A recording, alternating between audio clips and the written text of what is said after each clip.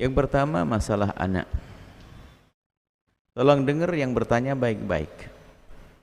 Jika ada orang tidak punya anak, maka dia tidak akan masuk neraka gara-gara anak.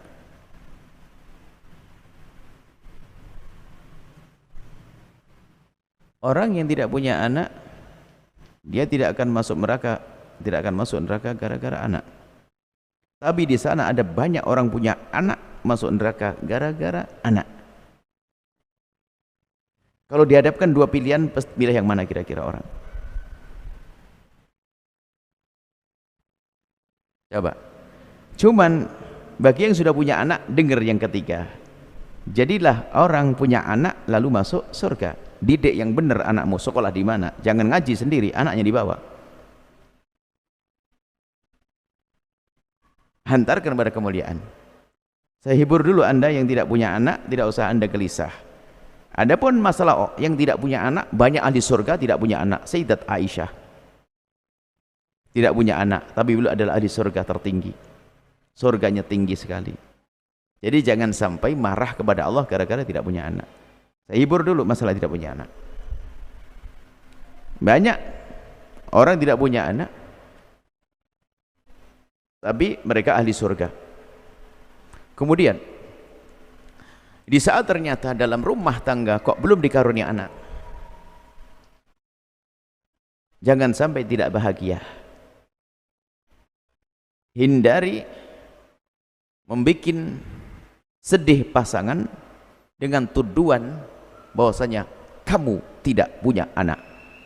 Karena apa? Itu kurang ajar kepada Allah. Sebab dia tidak punya anak bukan kemauan dia, tapi Allah pilihkan dia untuk tidak punya anak. Lalu kenapa kita marah dengan dia? Itu kan kurang ajar kepada Allah.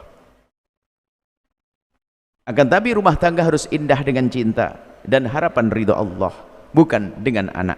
Banyak orang punya anak setiap hari berantem, tapi di sana ada orang nggak punya anak tapi indah setiap hari. Kenapa kok kita milih yang sudah tidak punya anak juga berantem setiap hari? Bukankah ini kebodohan di atas kebodohan? Maka semakin lapanglah hati Anda, khususnya jika ternyata, ini nasihat buat semuanya, jika ternyata Anda menemui sudah terlanjur pergi ke medis.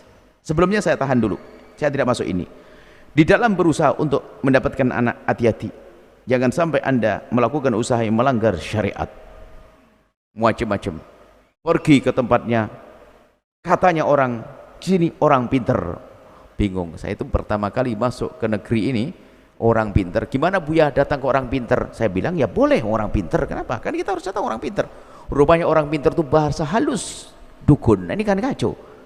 Jadi waktu pertama kali kita datang, di saat ada orang bertanya di mimbar juga, datang orang pinter, ya boleh lah. Datang orang pinter kan? Datang orang pinter nggak boleh, tuh datang orang kau ya apa? Bertanya. Rupanya istilah orang pinter itu aneh. Dunia perdukunan, ngajari yang enggak dan sebagainya. Anda sudah datang ke sini, atau melakukan sesuatu yang melanggar syariat. Jangan lakukan itu. Anda ikhtiar yang normal, ikhtiar yang diizinkan oleh Allah. Nanti di ujungnya kami kasih doa dari Al-Quran tentunya. Tapi tetap ini nasihat dulu. Kemudian di saat menemukan pasangan kok sudah terbukti dia memang tidak punya anak, dari sisi dia terbukti mandul menurut dokter, tidak bisa membuahi kalau dia laki-laki, tidak bisa dibuahi perempuan atau macam-macam, atau seorang perempuan yang sudah diangkat rahimnya atau macam-macam, maka berjiwa, hendaknya Anda punya jiwa besar untuk berkorban. Korbannya bagaimana? Ada sebuah kisah. Kisah ini bagi kami menyentuh sekali. Sengaja kami hadirkan karena banyak orang itu egois, ada hawa nafsu di balik ini semuanya, bikin sakit hati pasangannya yang sudah dia tidak bisa melahirkan, atau suami yang sudah tidak bisa membuahi, malah jadi bahan bulan-bulanan, marahan, caci maki, mau dikeroyok oleh keluarga semuanya gara-gara kau udah punya anak. Innalillah. Ada sebuah kisah, suami istri tidak punya anak, kemudian pergi ke dokter, dan memang seharusnya nggak usahlah periksa medis sampai derajat mengetahui siapa yang mandul, karena setelah tahu siapa yang mandul kadang-kadang tidak kuat imannya lalu merendahkan. Maka biarkan dalam harapan semuanya, dan menduga mungkin yang mandul adalah aku, itu lebih bagus daripada mengetahui yang mandul adalah kau, karena nanti takut tidak sabar dia. Ternyata dia pergi ke dokter dan ternyata terbukti. Setelah diperiksa sama dokter kemudian pulang. Hasilnya suruh ngambil sama suaminya. Suaminya datang ke dokter ngelihat hasilnya. Setelah dilihat ternyata suaminya nggak ada masalah, normal, senang. Giliran istrinya, yang bermasalah istrinya. Karena dia ada satu penyakit, maka dia tidak bisa dibuai. Laki-laki itu saking penuh kasih, dia menitikkan air mata. Dokter, saya minta tolong.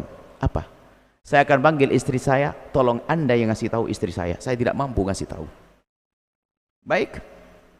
Ditelepon istrinya, kemudian dijemput, datang. Cuman dokter bilang begini, gimana? Katakan bahasanya yang mandul adalah saya, bukan dia. Karena saya tidak tega kalau dia tahu diri yang mandul, alangkah sedihnya dia. Bingung dokter. Sudahlah dokter, saya minta tolong. Katakan yang bermasalah adalah saya, bukan di dia. Allah. Pengorbanan dahsyat ini. Betul, sang dokter berkata. Bahwasanya ibu sabar semuanya. Jadi sepertinya ibu ini adalah memang tidak bisa hamil karena suami Anda punya masalah ini.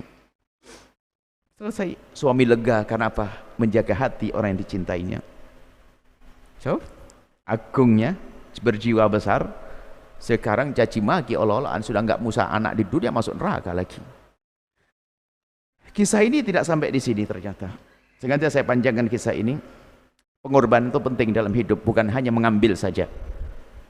Hingga suatu ketika, sesuai dengan petunjuk observasi seorang dokter yang mendampinginya, diagnosanya adalah memang ini adalah penyakit dan ini harus diberesin.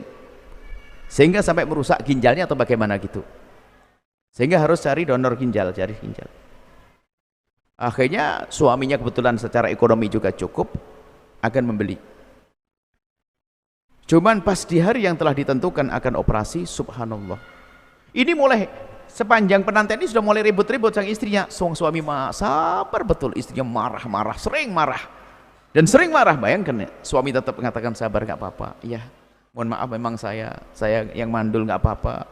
Tapi tetap sabar sampai berusaha. Sang istri ternyata sakit. Itu kan, sakitnya itu tidak dikasih tahu kalau ternyata sebab ketidakhamilannya adalah karena penyakitnya ini, sehingga sampai dia harus melakukan ganti ginjal, donor ginjal.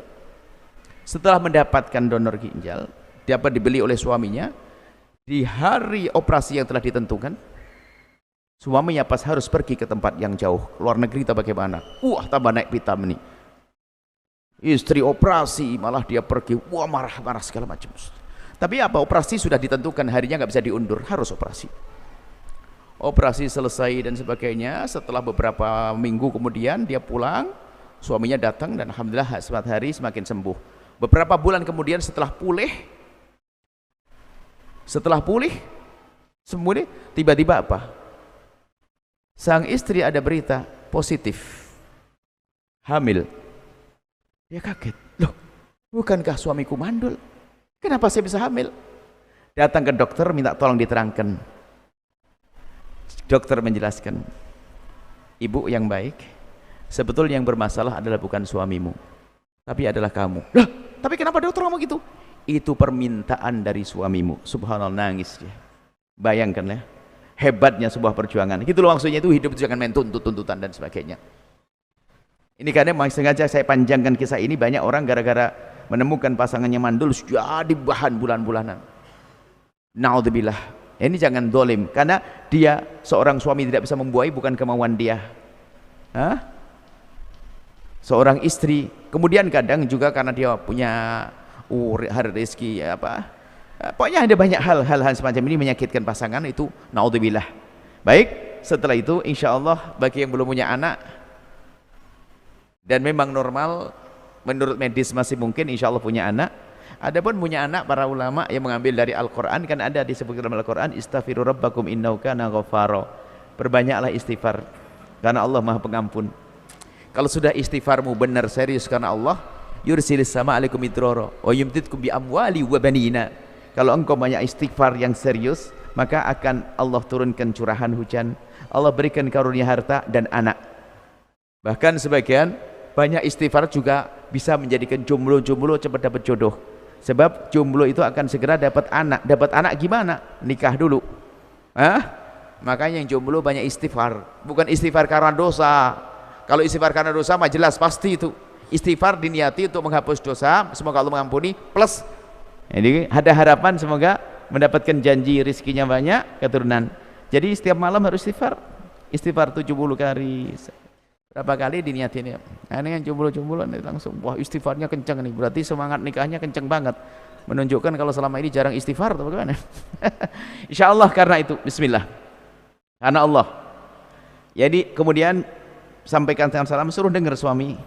Jadi kalau ternyata tidak perlu ribut gara-gara ini.